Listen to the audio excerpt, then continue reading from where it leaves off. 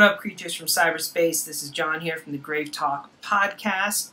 And in light of Unfriended Dark Web being released on Friday, I rewatched the original Unfriended. I find it to be a pretty benign horror movie, all things considering.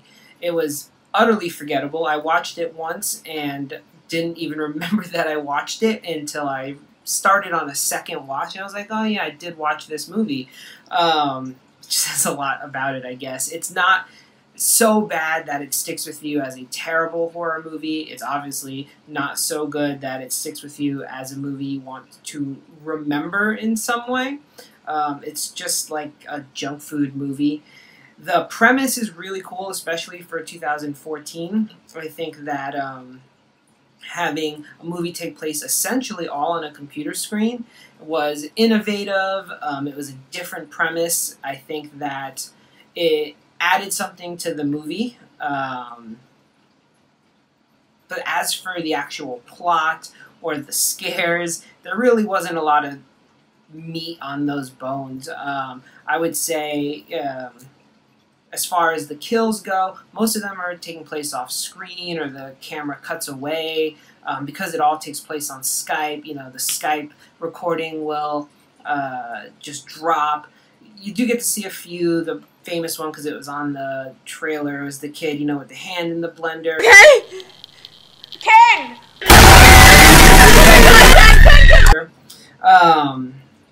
The plot for what it is this girl gets too drunk at a party, she passes out, she shits herself.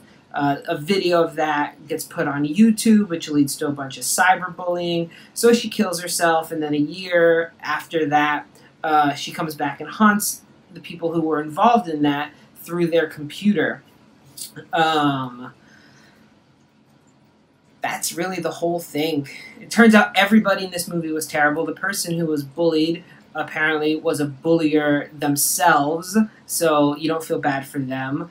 All of the characters, even ostensibly the good character, the main female lead, turns out to not be a great person. So it's hard to really feel for the struggles that these people are going through. Ultimately, a lot of this movie is people just yelling at each other, which, you know, I will give props for it being realistic, but it does get grating at a certain point. It is just a lot of yelling and crosstalk. Thankfully, it's only 90 minutes long, so that's a plus. If this movie had gone on much longer, you probably would want to take a break because of all the yelling, just teenage squabbling.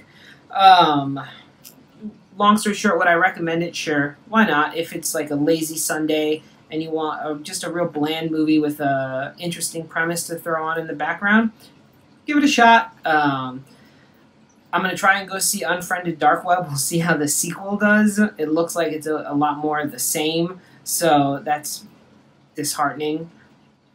Considering this from a 2018 perspective, there was one interesting dialogue piece where this sort of techno-savvy kid was like, look, it's probably just a troll, when they're trying to figure out, you know, how did this person get into their Skype call.